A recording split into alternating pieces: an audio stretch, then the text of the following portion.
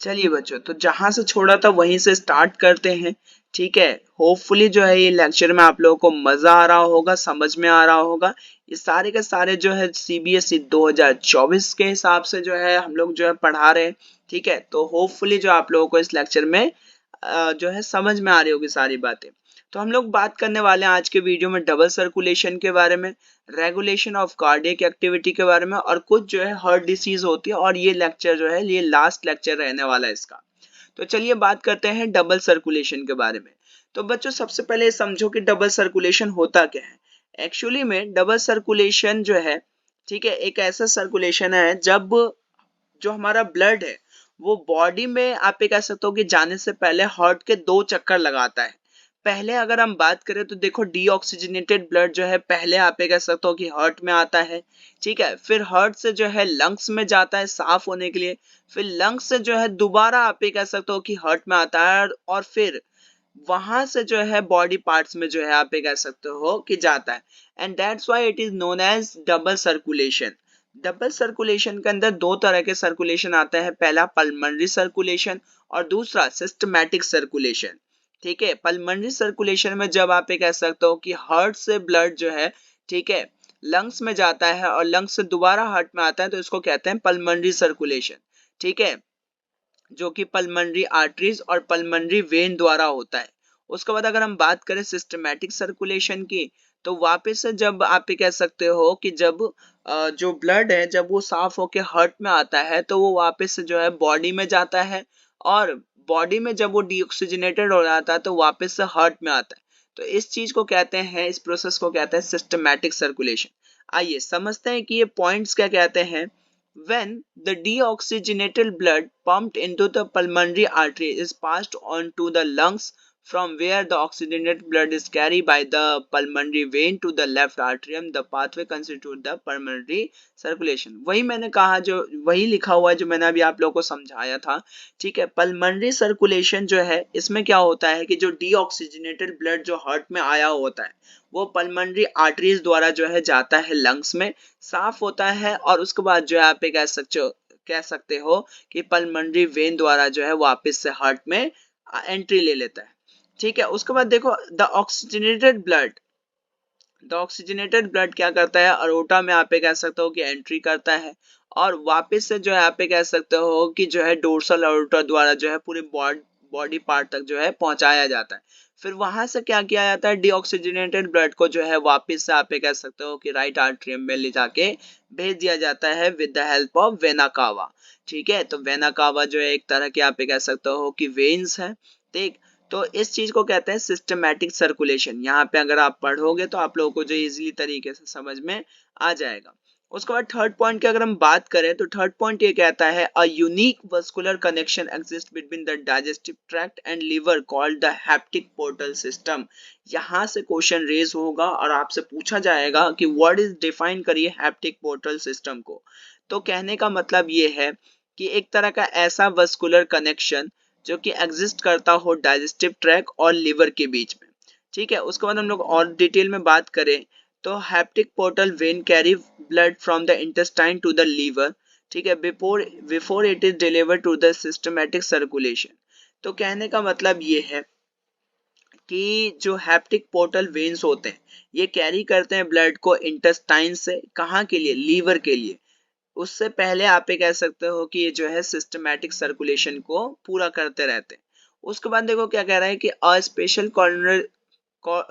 Coronary system, ठीक है, of blood vessels is present in our body exclusively for the circulation of blood to and from the cardiac musculature। ठीक है, तो यहाँ पे कहने का मतलब ये है कि ये जो सिस्टम है, ठीक है, ये जो आप कह सकते हो कि कोरोनरी सिस्टम है, ये पूरी तरीके से जो है आप कह सकते हो कि बॉडी को जो सही मात्रा में सर्कुलेट करती है, यानी कि ब्लड को जो सही मात्रा में सही पोजीशन में और सही डायरेक्शन में जो है सर्कुलेट करती है। ठीक है, उसके बाद हम लोग बात करते हैं रेगुलेशन ऑफ कार्डियक एक्टिविटी। ठीक है, अब ये जो कार्डियक एक्टिविटी होती है इनकी किस तरीके से रेगुलेशन, यानी कि जो है इन पे भी तो आप कह सकते हो किसी ना किसी तरह का जो है रेगुलेशन लगता होगा। ठीक है, तो normal activities of the heart are auto regulated by the special muscles जिसे नोडल टिश्यू कहते हैं, and Hence the heart is called myogenic। ठीक है, तो हार्ट को जो है आप कह सकते हो कि मायोजेनिक के भी नाम से जाना जाता है, क्योंकि कुछ ऐसे भी फंक्शंस होते हैं, नॉर्मल एक्टिविटीज ऐसी भी होती हैं जो हार्ट के टिश्यू जो वो अपने आप ही करते हैं, जिसमें से जो है आप कह सकते हो कि नोडल टिश्यू जो है one of the most important tissue में से एक है। उसके बाद अगर हम बात करें a special neural centre in the medulla, ठीक है, oblongata can moderate the cardiac function through the autonomic nervous system, यानी कि एएनएस द्वारा जो आप कह सकते हो कि कुछ जो है फंक्शंस को भी अपनाए जाते हैं। ठीक है, उसके बाद neural signal through the sympathetic nerves, यानी कि पार्ट ऑफ एएनएस ही है ये, can increase the rate of heart beat and the strength of ventricular contraction and thereby the cardiac output. कहने का मतलब ये है कि कुछ ऐसे सिग्नल हैं, ठीक है, जो कि एएनएस यानी कि ऑटोनॉमिक नर्वस सिस्टम से निकलते हैं, और ये आप ये कह सकते हो कि ये जो है हार्ट बीट की जो है हार्ट बीट को जो है इंक्रीज भी कर सकते हैं, हार्ट बीट के रेट को जो है इंक्रीज करते हैं। उसके बाद हम लोग बात करते हैं पैरासिम्पैथेटिक न्यूरल सिग्नल्स की। ठीक है, decrease the rate of heart beat, speed of conduction of action potential and third the cardiac output. अब कहने का मतलब यह है कि कुछ ऐसे भी एक्टिविटी होते हैं, कुछ ऐसे भी न्यूरल सिग्नल्स होते हैं, ठीक है, जो कि आप ये कह सकते हो कि हार्ट बीट को जो है, ठीक है, हार्ट बीट की रेट को जो है डिक्रीज भी करते हैं। ठीक है, उसके बाद हम लोग बात करते हैं आगे, adrenal medullary hormones can also increase the cardiac output, यानी कि कुछ आप ये कह सकते हो कि हार्मोन्स ऐसे भी होते हैं लाइक एड्रेनलिन हार्मोन, ये हमारे हार्ट के जो है आप ये कह सकते हो कि हार्ट बीट को जो है इंक्रीज कर देते हैं।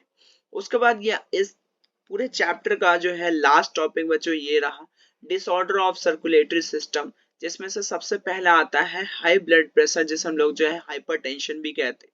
इसमें क्या होता है, नॉर्मल आप ये कह सकते हो कि जो है ब्लड प्रेशर से जो ब्लड प्रेशर होता है वो बहुत ही ज्यादा होता है, लाइक आप ये कह सकते हो कि 120 80 इस तरीके से। ठीक है, और इसमें क्या होता है कि 1 mmHg इज द सिस्टोलिक और पंपिंग प्रेशर एंड 80 mmHg जो है आप ये कह सकते हो कि डायलिस्टिक, ठीक है, डायस्टोलिक और रेस्टिंग प्रेशर होता है। ठीक है, कहने का मतलब ये है कि यहाँ पे जो है, ठीक है, हाइपरटेंशन में क्या हो जाता है, बेसिकली आप ये कह सकते हो कि ब्लड प्रेशर जो है वो हाई हो जाता है। ठीक है, अगर यही आप ये कह सकते हो कि एक्शन जो है वो रिपीटेड है, तो इस चीज को जो है हाइपरटेंशन का नाम दे दिया जाता है, और इसमें क्या होता है कि हार्ट डिसीज होने के बहुत ज्यादा चांसेस होते हैं। फिर आता है कोरोनरी आर्टरी डिसीज यानी कि कैड, ये जो है आप ये कह सकते हो कि one of the most dangerous में से एक है। ठीक है, ये आप ये कह सकते हो कि deposit of calcium, fats, cholesterol, fibrous tissue, इन सब के जो आप ये कह सकते हो कि एक जगह इकट्ठा होने की वजह से जो आप ये कह सकते हो कि होता है। फिर आता है आप ये कह सकते हो कि एनर्जीना, ठीक है, एनर्जीना आप ये कह सकते हो कि पेक्टोरीज, इसे जो है और भी नाम से जाना जाता है। ठीक, तो ये चैप्टर हुआ यहीं पे खत्म। होपफुली आप लोगों को जो है यहाँ पे समझ में आया होगा। ठीक है, चौथा जो आप ये कह सकते हो कि डिसीज है वो है हार्ट फेलियर। तो heart failure means state of heart when heart is not pumping, यानी कि हार्ट फेलियर वो स्टेज है जब हार्ट क्या होता है पूरी तरीके से पंप करना बंद कर दे। ठीक है, ऐसा आप ये कह सकते हो कि हार्ट अटैक के वजह से हो सकता है। ठीक है, हार्ट में किसी ना किसी चीज के डैमेज की वजह से हो सकता है। ठीक है, आप ये कह सकते हो कि अलग सही तरीके से ब्लड सप्लाई ना हो, इस तरीके से भी हो सकता है। तो हार्ट फेलियर के कॉजेस यही होते हैं। होपफुली जो है आप लोगों को ये कंप्लीट लेक्चर समझ में आया होगा। ठीक है, हम लोग जो आप ये कह सकते हो कि ऐसे ही लेक्चर और भी लाते रहेंगे। अगर आप लोगों को जो है कोई सा भी इसमें से कोई सा भी जो है आप ये कह सकते हो कि पार्ट समझ में ना आया हो, तो आप लोग जो है मुझे कमेंट्स बॉक्स में नीचे बता सकते हैं, मैं उस पर जो है एक सेपरेट सा वीडियो जो है अच्छी तरीके से बना के ले आऊंगा। तब तक जो है पढ़ते रहिए, all the very very best आप सभी को, नोट्स बनाते रहिए। अगला जो है वीडियो किस चैप्टर पे चाहिए कमेंट बॉक्स में जरूर बताना। Thank you, all the very very best.